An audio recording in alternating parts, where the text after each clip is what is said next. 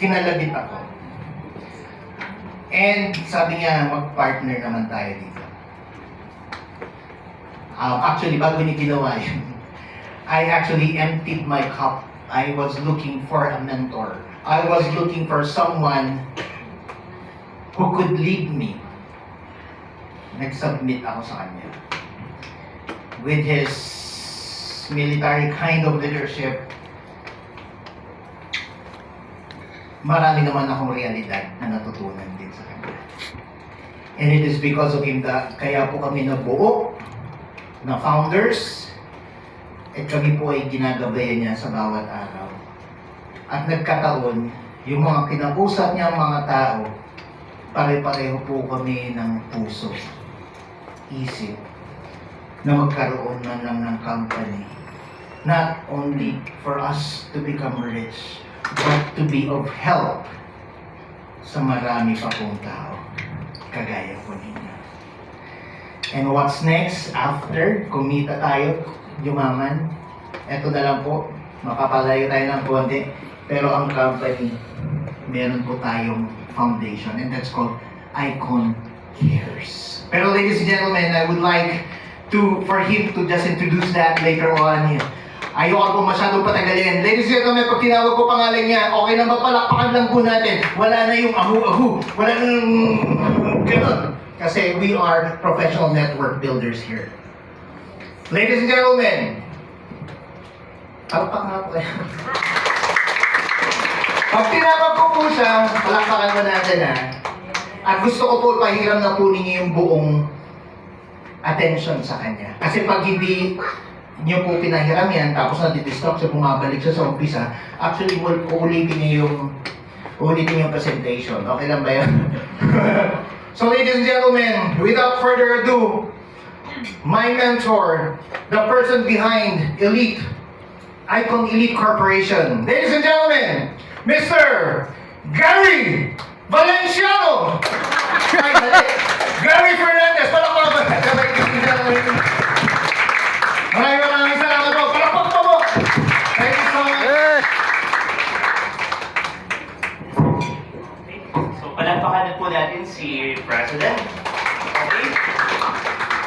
Palakpakan po natin si Sir President. Yan. Yes. Kamusta na po kayo? Okay? Okay lang po ba? I request everybody. Okay lang po ba na pwede po ba tayong focus po tayo dito? Medyo kailangan tanggalin po muna natin lahat ng cellphones. Okay lang po ba yun? Yeah. 10 minutes lang po ako magsasalita. Hindi na po natin patatanggalin. Okay lang? Okay. Hello. Hello. Okay. Naririnig niyo po ba ako? Yes. Okay. Ganito po, ladies and gentlemen. Actually, kaya po ako nandito, kami po nandito, hindi para po sa recruitment. Hindi rin po tayo pumunta dito para po sa mga bagay. Kasi nung nagpunta po ako dito sa Davao, iniiwasan ko po yung mga taga-Davao. Okay lang po ba sabihin ko po sa inyo kung ano po ang point of view? Ngayong morning, kailangan ko lang po natin mag-usap. I request everybody, wala mo lang pong lalabas. Okay lang po ba? And wala po muna magsi-cellphone. At wala pong lilingon sa katabi. Focus lang po muna tayo dito. Okay, i-acknowledge ko po yung presence po na nag-invite sa inyo. Okay? Okay lang po ba na pasalamatan natin yung nag-invite sa inyo ngayong afternoon? Okay? And third, ganito po. Medyo maliit po kasi ako. Pwede po ba ako dito? Yeah. Okay. So, hindi po tayo pumunta dito, sir. Ma'am, para po sa mga recruitment. Kasi sa dami po ng network marketing dito sa Pilipinas, napakahirap pong paniwalaan na po ang katulad ng ganitong kumpanya. So super po sa dami po ng company sa Pilipinas, minsan hindi na ho natin kayang pagkatiwalaan. Kaya po kami nandito, hindi po para sa business. Pag-uusapan lang natin kung ano at kamusta na po kayo.